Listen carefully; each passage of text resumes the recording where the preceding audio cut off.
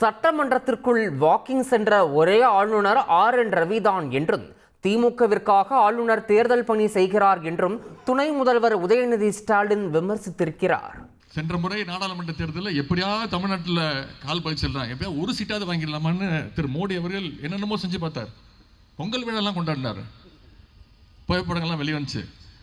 4 நாட்கள் இங்கே வந்து கன்னியாகுமரியில் விவேகானந்தர் அந்த மண்டபத்துக்குள்ளே போய் 4 நாள் தியாகம்லாம் பண்ணார். ஆனால் தமிழ்நாட்டு மக்கள் மோடி அவர்களுக்கே பொங்க வச்சிட்டீங்க. நாம் தேர்தல் வேலை செய்கிறோமோ இல்லையோ, ஆனால் ஆளுநர் நமக்காக திமுகவுக்காக தேர்தல் வேலையை அவர் தினமும் செஞ்சு கொண்டிருக்கிறார்.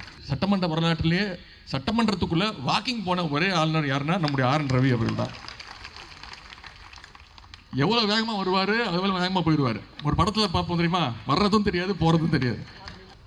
சேப்பாக்கத்தில் தான் சேப்பாக்கம் திருவள்ளிக்கு வேண்டியதான் நிறைய நலத்திட்ட உதவிகள் நடக்குது, அதனால் நிறைய பேர் அங்கே வராங்க அப்படின்னு. எனக்கு கிழக்கு மாவட்டத்தை பார்க்கும்போது, அந்த சேகர்பாபன் மாவட்டத்தை பார்க்கும்போது, நான் அடுத்த முறை இங்கே ஏதாவது 5 தொகுதியில் வந்துடலாம் அப்படின்னு கூட. செய்திகளை உடனுக்குடன் தெரிந்து கொள்ள உடனே சப்ஸ்கிரைப் பண்ணுங்க.